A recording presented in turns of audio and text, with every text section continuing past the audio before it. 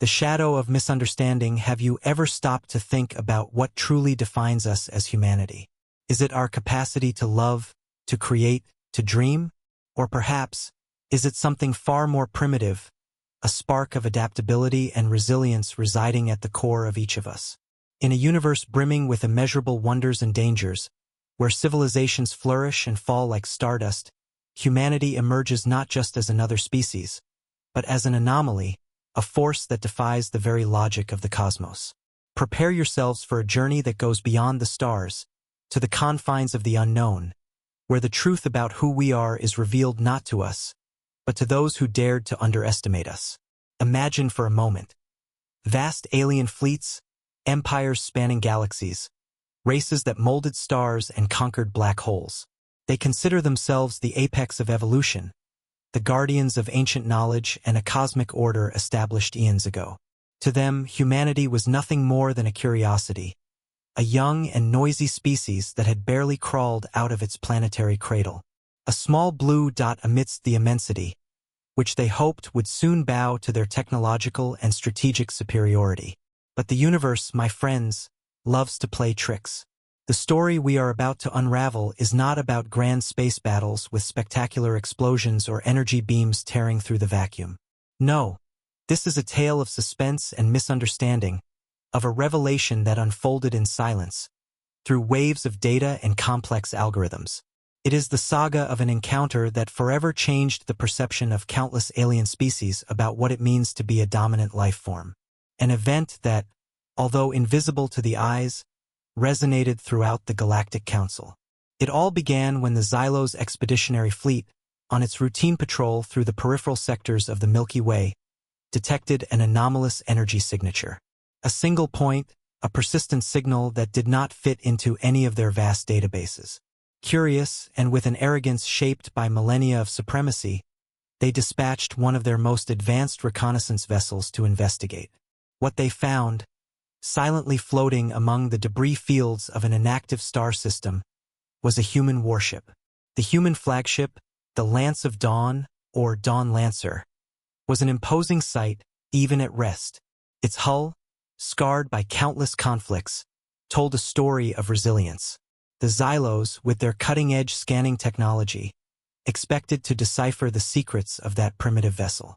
They imagined data on rudimentary armaments, inefficient propulsion, and laughable defense systems. Little did they know that their alien minds were about to be shattered. As energy beams swept across the Lance of Dawn's hull, monitors on the Xylos command bridges began to flicker with data that defied comprehension. Every reading, every analysis, brought more questions than answers. The complexity of the systems, the ingenuity of the defenses, and the sheer obstinacy evident in the ship's structure began to erode Xylos' confidence. Something was fundamentally wrong with their assumptions about humanity. And then came the moment of truth. The deep scan, the one that penetrated the ship's innermost layers, revealed not just technology, but the essence of what the human crew represented. It was at this instant that Xylos' pride turned into perplexity, curiosity into terror, and underestimation into an almost palpable dread. What they saw left them terrified. And that is exactly what we will explore in the coming chapters. The revealed human dread. The command bridge of the Star Devourer, the Xylos flagship, was a sanctuary of silence and efficiency. Holographic screens pulsed with complex projections, detailing every micrometer of the human ship drifting adrift. Commander HFY, with his multiple compound eyes, observed the data with a mixture of curiosity and disdain. He had seen thousands of ships from emerging civilizations, and all followed a predictable pattern of technological development. Humanity, he presumed, would be no different. The initial scans confirmed what they expected. A reinforced hull, heavy armor, and an array of projectile weapons, primitive but effective against smaller targets. Energy readings were chaotic, lacking the elegance of Xylos fusion reactors, yet incredibly potent. It was like looking at a noisy, inefficient machine that still managed to tear through the fabric of space. Brute and unrefined, muttered Chief Scientist Vex, a being of thin tentacles and multiple sensory appendages. However, as the scanning beams penetrated deeper, an anomaly began to emerge. The defense systems, for example, were not solely based on force fields or reactive armor. There was an intricate network of adaptive energy deflectors, capable of changing their frequency and intensity in fractions of a second, making them incredibly difficult to neutralize.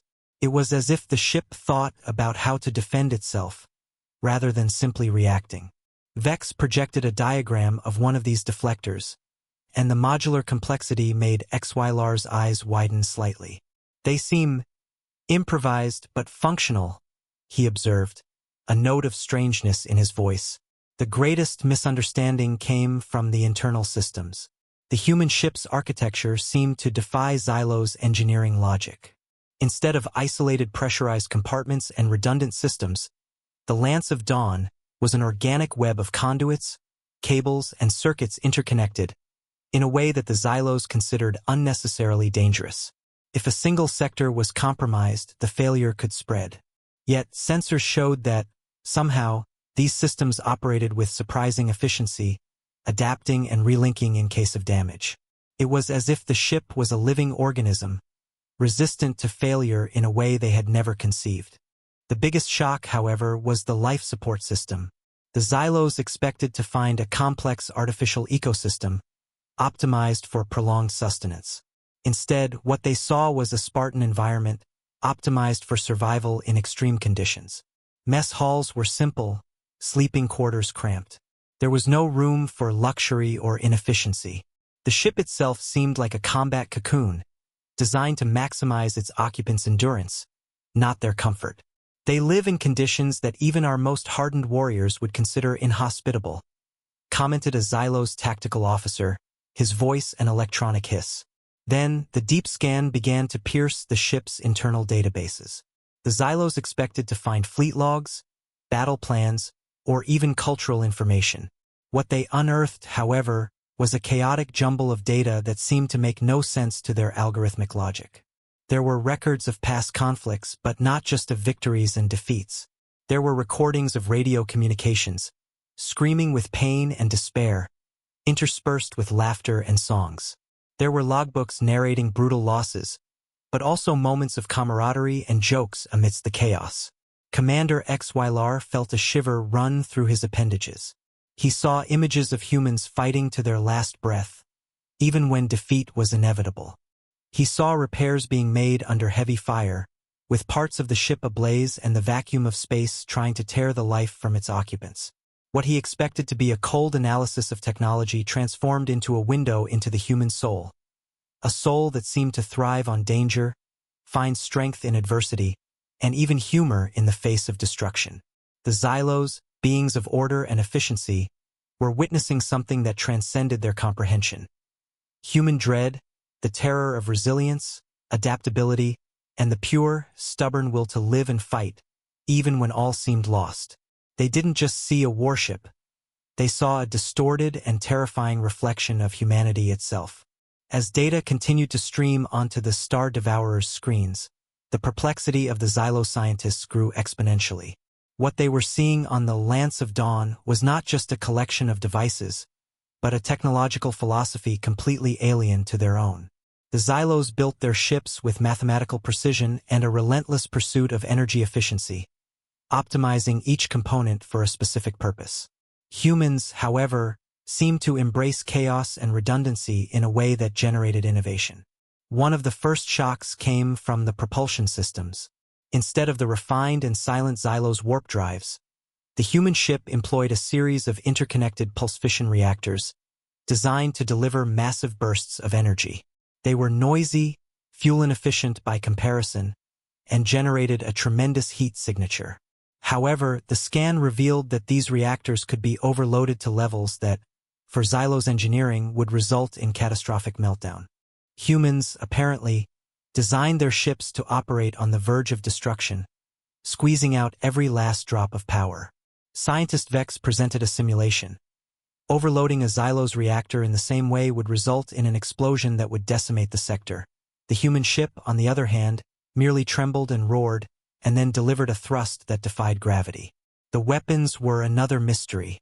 In addition to kinetic projectile cannons, the Lance of Dawn possessed a series of torpedo launchers that fired autonomous warheads with chemical explosives and small nuclear charges. The Xylos had abandoned explosive-based warfare millennia ago, considering it barbaric and inefficient. However, analysis showed that human warheads possessed adaptive targeting systems and could maneuver unpredictably, making them a nightmare for Xylos' energy deflectors. It was a hammer and anvil approach, brutally effective and terrifyingly simple. But the true source of fascination and growing alarm was the Lance of Dawn's adaptive technology. Xylos sensors detected that the ship possessed an unprecedented real-time, self-repair and modification capability. Small, almost imperceptible maintenance drones were constantly repairing microfissures, reinforcing weak points, and even altering the configuration of deflector shields based on stored simulated combat data. It wasn't simple automation. It was a distributed engineering intelligence that allowed the ship to evolve and adapt to unknown threats. Vex projected images of the ship's artificial intelligence modules, or as humans called them, their onboard computers. They weren't just data processors. They were complex neural systems designed to learn and optimize. The Xylos used highly specialized AIs, each with its own function. Humans, on the other hand, seemed to have more generalist AIs, capable of taking on multiple roles and, crucially, making inferences and connections that were not programmed. It was as if the machine could, in some way, improvise. This capacity for improvisation at a technological level was what most shocked the Xylos, a race that valued the perfection of planning. To the Xylos, technology was an exact science, a means to achieve perfection. To humans, it seemed to be a tool to overcome the impossible, an extension of their own tenacity.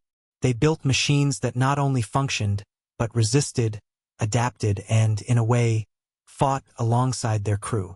What the aliens saw was not just a set of advanced systems, but the reflection of a mindset that refused to be limited by conventions.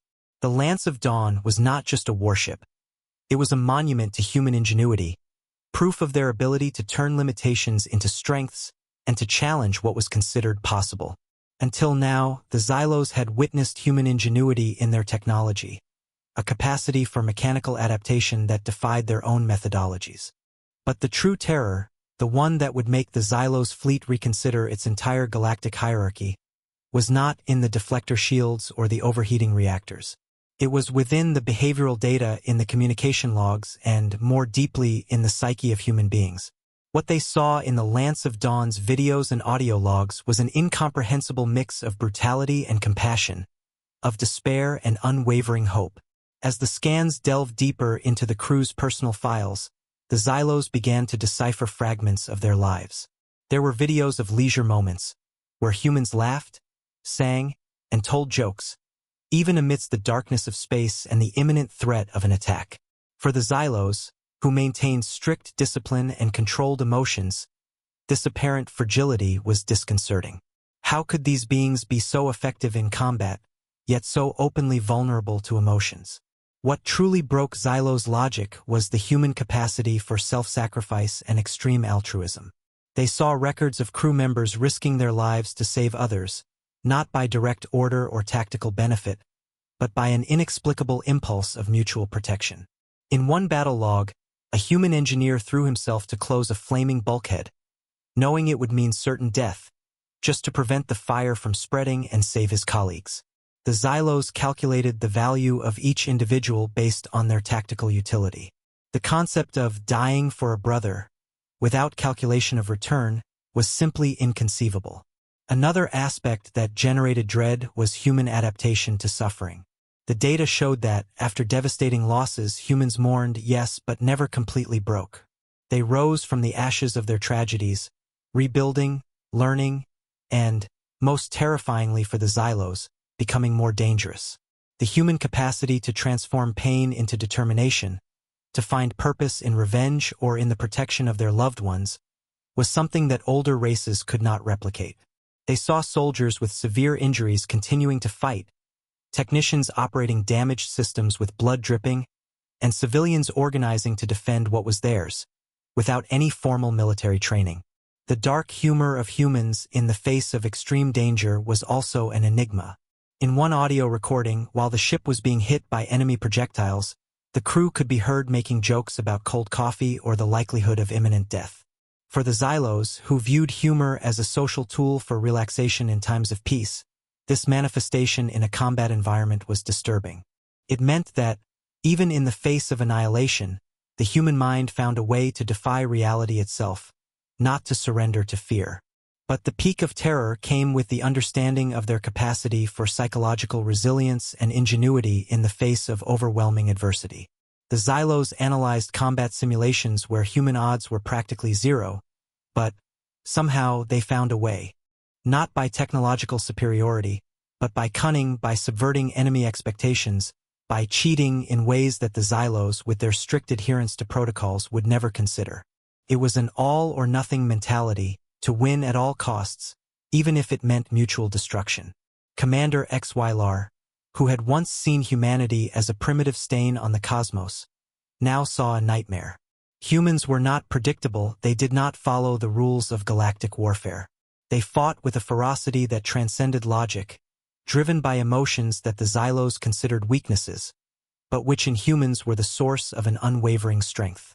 What the Xylos fleet saw in the Lance of Dawn was not just a warship.